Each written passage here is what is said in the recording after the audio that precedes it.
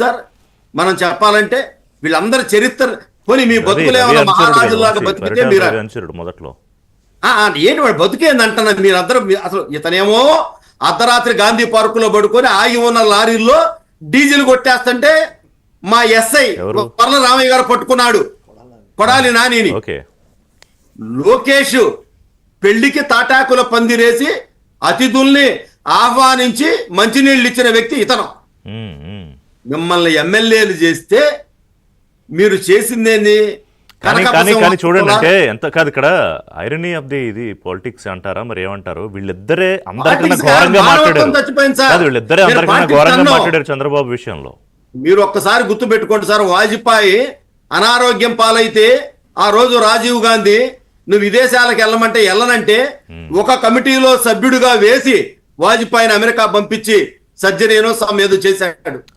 అటువంటి రాజకీయాలు ఉన్న ఈ రోజుల్లో ఈ యధవలు అన్న మాటలు ఏంటండి? ఆయన మానసికంగా అంబటి రాంబాబు అన్న మాటలు నేనైతే మళ్ళీ ఇప్పుడు తిప్పి మాట్లాడలేను.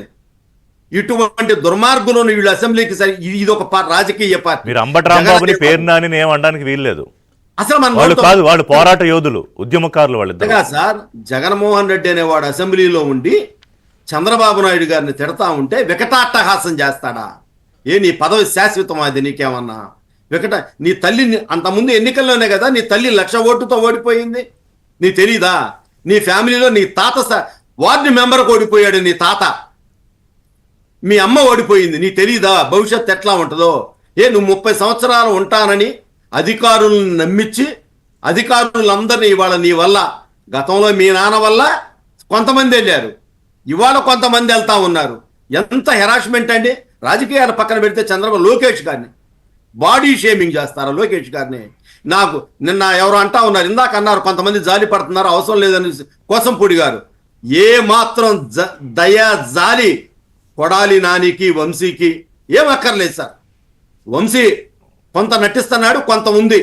ఏదో ప్యాంటు కూడా అంత జారి లాక్కోవటం, దగ్గటం, ఇవన్నీ మాట్లాడేటప్పుడు తెలీదు. నేను ఒక వీడియో చూసా అంట, ఇప్పుడు పడుకుంటే తెల్లారి తట్టి లేపాలంట, ఉన్నాడా లేదా అని. ఒళ్ళు బొలుపా నీకు?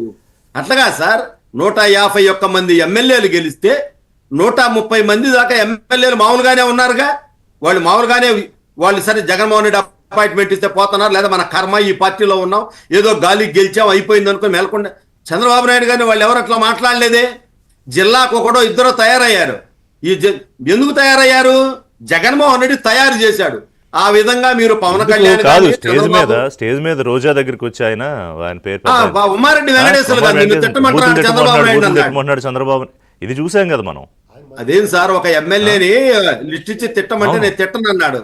నువ్వు ఎందుకు మంత్రి పదవి ఇవ్వలేదంటే నువ్వు పవన్ కళ్యాణ్ తిట్టమంటే తిట్టలేదు, పొట్టి నాని తిట్టాడు అందుకని చెప్పేసి పేర్ని నాని తిట్టాడు కాబట్టి అతను మంత్రి పదవి ఓపెన్ గా చెప్పాడు. సరే కాదు, నిన్న పేర్ని నాని ఒక ఎలిగేషన్ చేశారు. నాకు చెప్పండి, అది ఇవాళ మీరు ప్రజల ధనాన్ని కోట్ల రూపాయలు ఖర్చు పెడుతున్నారు, ఏదో ఢిల్లీ బాబాయ్ అన్నాడు ఆయన, మరి ఎవరో అక్కడ తీసుకొచ్చి మీరు కోట్ల రూపాయలు లాయర్లకు ఇస్తున్నారు, ఇంకా 100 కోట్లు ఖర్చు పెడతారు, ఇక జగన్మోహన్ రెడ్డి అరెస్ట్ అయితే ఎంత ఖర్చు పెడతారని. ఎందుకు ప్రజల డబ్బు మీరు ఖర్చు పెడుతున్నారు? కానీ నేను సీరియస్గా అడుగుతున్న ప్రశ్న మిమ్మల్ని. ఎక్కడ ఖర్చు పెడుతున్నా? మేమేం ఖర్చు పెట్టలేదే. లాయర్ల ఫీజులకి, వీళ్ళందరినీ జైల్లో ఉంచడానికి లాయర్ల ఫీజుల కోసం. ఎందుకండి వీళ్ళు లేయర్లు ఉండడానికి? ఎందుకు? సాధారణమైనటువంటి లా అయిపోయిన 2వ సంవత్సరం వ్యక్తి ప్రాక్టీస్ చేస్తున్న వ్యక్తి కనుక విచారణకు వస్తే వీళ్ళకేం పెద్ద లాయర్లు ఎక్కర్లా, కోర్టు దూలానికే ఉరేమని జడ్జిమెంట్ ఇస్తాడు జడ్జి గారు. అన్ని ఎవిడెన్స్లు ఉన్నాయి వీళ్ళ మీద.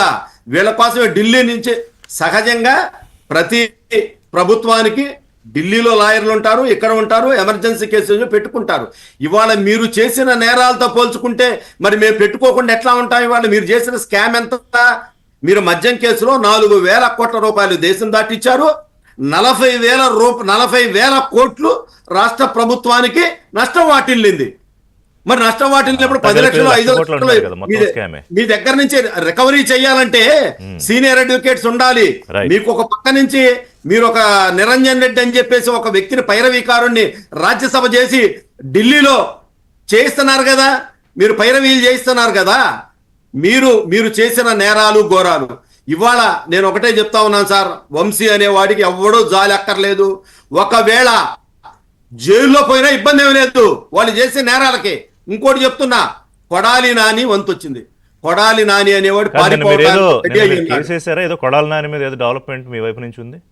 నా వైపు నేను పెట్టాను సార్, నిన్న డీజీపీకి కంప్లైంట్ చేశాను. అతను అర్జెంటుగా పాస్పోర్ట్ సీజ్ చేసి అతని మీద నిఘా పెట్టండి. అతను దేశం దాటిపోతే ఇక రాడు. ఉన్నాడా, ఇక వెళ్ళిపోయాడా? 10 ఏళ్ళైనా హైదరాబాద్లో 15 ఉన్నాడా, ఏళ్ళైనా వెళ్ళిపోయాడా? కూటమి ఉన్నాడు సార్, ఉన్నాడు. ఎక్కడికి పోడు. ఎక్కడున్నా కూడా అతను ఖచ్చితంగా కటై. నేను ఈ సందర్భంగా ప్రజలకు కానీ పోలీసు నాయకులకు కూడా ఒకటే విజ్ఞప్తి చేస్తున్నా. ఈ రాష్ట్రంలో అనేక రకమైనటువంటి ప్రధానమైనటువంటి జైల్లో, నెల్లూరు కానీ, రాజమండ్రి కానీ, గుంటూరు కానీ, అన్ని జైళ్లలో బైపాస్ సర్జరీ చేసుకున్నటువంటి నేరస్తులు చాలా మంది ఉన్నారు. ఓకే. వాళ్ళు కోర్టులోకి వచ్చి వాళ్ళు ఉన్న మీద ఆరోపణలు రుజువు చేసుకుంటున్నారు, ఆరోపణలు ఎదుర్కొంటున్నారు, వాళ్ళు విచారణ ఎదుర్కొంటా ఉన్నారు. కాబట్టి ఆయనకి ఏదో బైపాస్ జరిగింది లేకపోతే ఇంకోటి జరిగింది అనేది అంటే ఈ అరెస్టుల తర్వాత తప్పదు ఇంకా తన వంతు అన్న దాంతో ఆయనకి ఆ ప్రాబ్లం వచ్చిందా, అప్పుడు హెల్త్ ప్రాబ్లం, లేకపోతే ఏంటది, అంటే భయపడి స్ట్రెస్ తోటి వచ్చిందా? లేదు సార్, బాగా స్ట్రెస్ అయ్యి చేసిన నేరాలు ఘోరాలకి ఎండాకాలం వస్తుంది, వంశీ వెళ్ళిపోయాడు, మరి నేల మీద పడుకోవాలి, మన పరిస్థితి ఏంది ఇప్పుడు? అసలే మనం బొట్కాలు తిని షుగరు ప్రతిరోజు ఇన్సులిన్ చేయించుకోవాలి, మన పరిస్థితి ఏంటి? అసలు అరెస్ట్ అయితే అతను ఏ స్థాయిలో మాట్లాడాడు సార్? జగన్మోహన్ రెడ్డి అనేవాడిని, వంశీని, నానిని అనేది ఛాలెంజ్ చేస్తా ఉన్నా, చంద్రబాబు లైఫ్ ఉన్నంత వరకు ఓడించండి, జగన్ మమ్మల్ని మాజీ చేయండి అన్నాడు. అందువల్ల కాదు కానీ నాకు ఆయన మాట్లాడిన మాటల్లో చంద్రబాబు నాయుడిని